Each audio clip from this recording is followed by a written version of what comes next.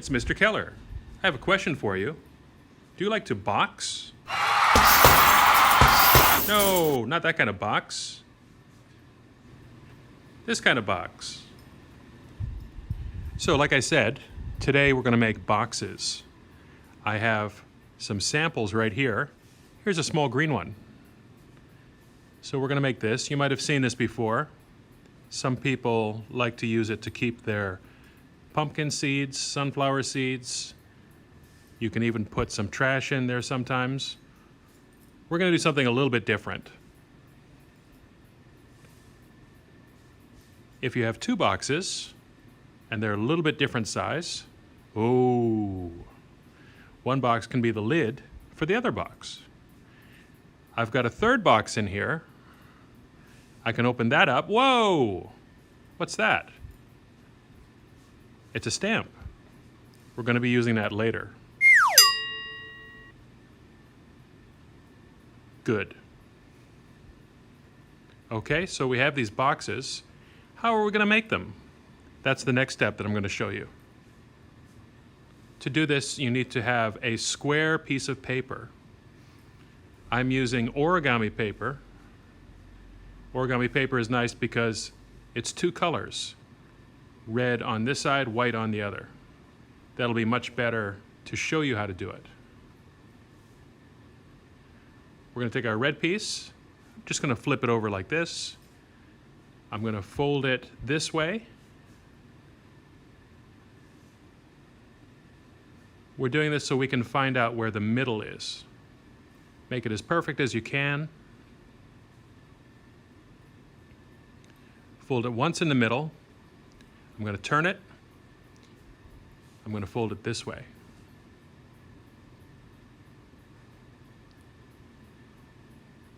Open it up. You've got the 4 squares. Each corner I'm going to bring down to the middle.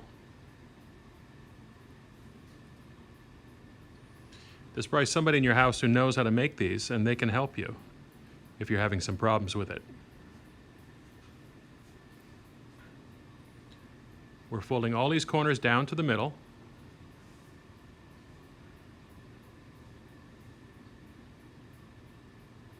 As careful as you can. We have those all folded in. The next thing we're going to do is we're going to fold this over. Now be careful that you keep this corner centered, the triangle centered. Bring it down. We're folding it right to the middle, over to the middle. Turn it around. One more time, over to the middle.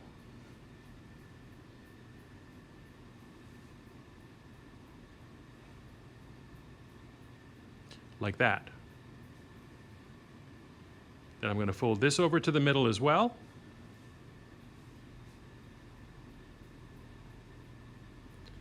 And then flip it, and I'm going to fold this over to the middle.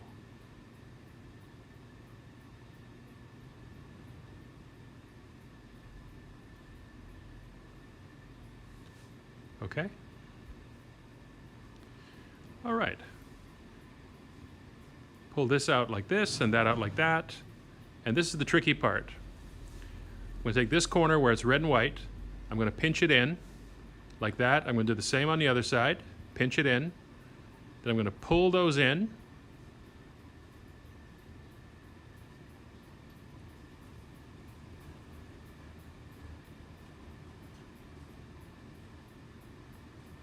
Just like that. Okay, and then I'm going to bring this down.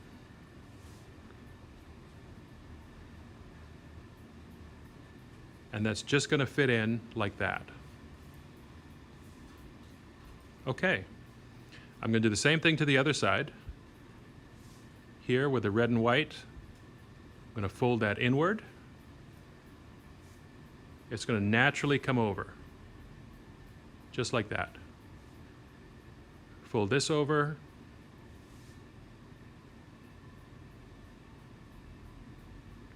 And there you go. I have a little red box. Pretty cool. Can go inside this one maybe. It can. And that can go inside this one. And that one can go inside this one. Oh my goodness. Look at that.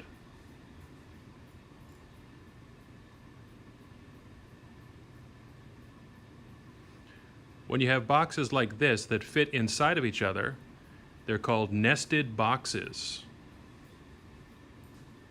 They kind of nest into each other, kind of like a bird's nest. If you use the origami paper, all your boxes are going to be the same size. You can make them smaller by cutting down the paper. If you want to make bigger boxes, and you should make bigger boxes, you can use any kind of paper you have in the house. Scrap paper, no problem. You can use that. Some different kinds of scrap paper. Even if you have some little extra pieces, you could even use newspaper if you had to. The next step for this, now that you know how to make a box, is to make a special box. So I'm going to use this piece of A4 paper. Now I need to start with a square. So to do that, I'm going to bring this corner, bring it all the way down to here.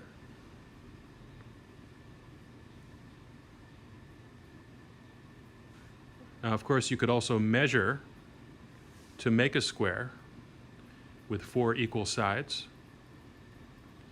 I'm going to use a ruler just to tear that.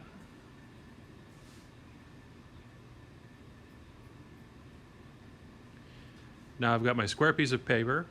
There's a diagonal fold in it, but that's okay. Once I have my square piece of paper, now I can start decorating it. If you have any stamps in your house, those would be very useful.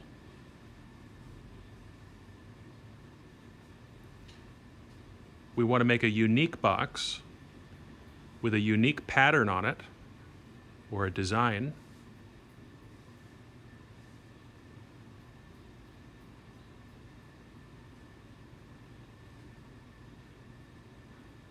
I'm just going to do this real quickly, but you can make your own special box.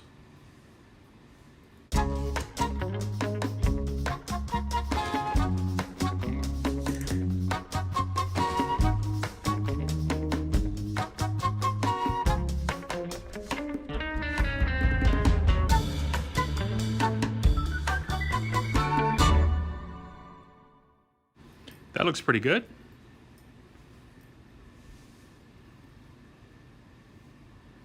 If you're having difficulty making the box, I'm also going to include a photo from this book, Crafty Art Book.